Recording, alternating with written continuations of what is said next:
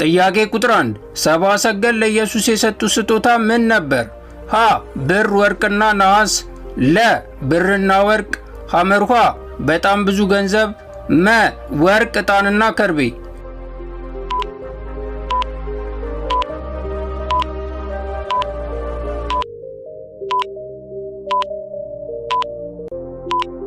ትክክለኛው መልስ መ ወርቅ ዕጣንና ከርቤ ነው።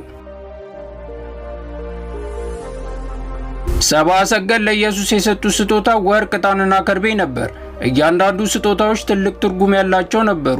ወርቅ ኢየሱስ ንጉሥ እንደሆነ ያመለክታል። ዕጣን ደግሞ ኢየሱስ የተመረጠና አገልጋይ እንደሆነ ያመለክታል።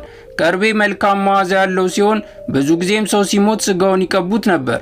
ይህም ኢየሱስ እንደሚሞት የሚያመለክት ነበር። ጥያቄ ቁጥር 2 ኢየሱስ በምድረ በዳ የጾመው ለምን ያህል ጊዜ ነበር? ሀ 10 ቀንና 10 ሌሊት፣ ለ 20 ቀንና 20 ሌሊት፣ ሐመርኋ 40 ቀንና 40 ሌሊት፣ መ 70 ቀንና 70 ሌሊት።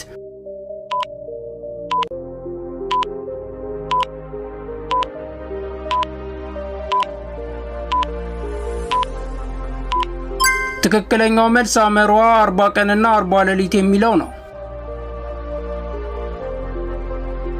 ከዚያ ወዲያ ኢየሱስ ከዲያብሎስ ይፈተን ዘንድ መንፈስ ወደ ምድረ በዳ ወሰደው። 40 ቀንና 40 ሌሊትም ከጦመ በኋላ ተራበ። ጥያቄ ቁጥር 3 ኢየሱስን ያጠመቀው ማን ነው? ሀ መጥምቁ ዮሐንስ፣ ለ ስምዖን ጴጥሮስ፣ ሐመርኋ ያዕቆብ፣ መ መልሱ አልተሰጠም።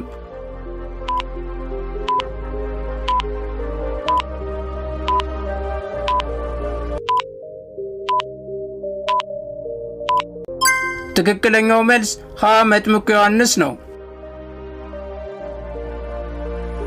የዮሐንስ ጥምቀት የንስሐ ጥምቀት ነበር። ኢየሱስ ምንም አይነት ኃጢአት የለበትም። ወደ ዮሐንስ ሊጠመቅ ሲመጣም እኔ ባንተ ልጠመቅ ሲገባኝ እንዴት ወደ እኔ ትመጣለህ ብሎ ከልክሎታል። ኢየሱስም ጽድቅን ሁሉ መፈጸም ይገባናል ካለው በኋላ ዮሐንስ ተስማምቶ አጥምቆታል። ጥያቄ ቁጥር 4 ሰይጣን ኢየሱስን በምድረ በዳ የፈተነው ስንት ፈተናዎችን ነው? ሀ 3፣ ለ 2፣ ሐመርኋ 4፣ መ 9። 10 ሰከንድ አላችሁ።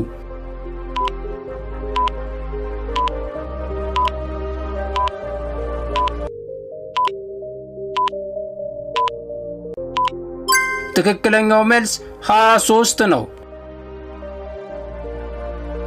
ፈተናዎቹ 3 ሲሆኑ የመጀመሪያው ድንጋዩን ወደ እንጀራ እንዲቀይር፣ ሁለተኛው ከመቅደሱ ጫፍ ራሱን እንዲወረውርና ሶስተኛው ወድቆ ቢሰግድለት የዓለምን መንግስታት ከነክብራቸው እንደሚሰጠው በመግለጽ ነበር።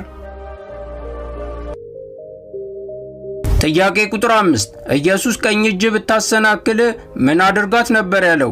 ሀ እሰራት፣ ለ በእሳት አቃጥላት፣ ሐመርኋ ቆርጠ ጣላት፣ መ ሁሉም መልስ ናቸው። 10 ሰከንድ አላችሁ።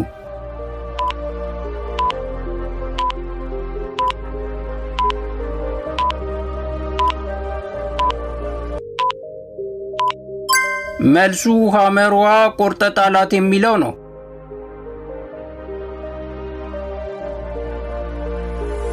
ኢየሱስ በዚህ ክፍል የተናገረው በቀጥታ የሚታየውን አካላችንን ስለመቁረጥ አይደለም። ወደ ኃጢአት የሚመራንን የትኛውንም ነገር ከህይወታችን ማስወገድ እንዳለብን ነው። ብዙ ጊዜ ሰዎች ወደ ኃጢአት የሚመራቸውን ነገር ለማድረግ ፍላጎት ያሳያሉ። ኢየሱስ ይህ ነገር መላ ማንነታችንን ከማቆሸሹ በፊት ቀድመን እንድናስወግደው አስጠንቅቆናል።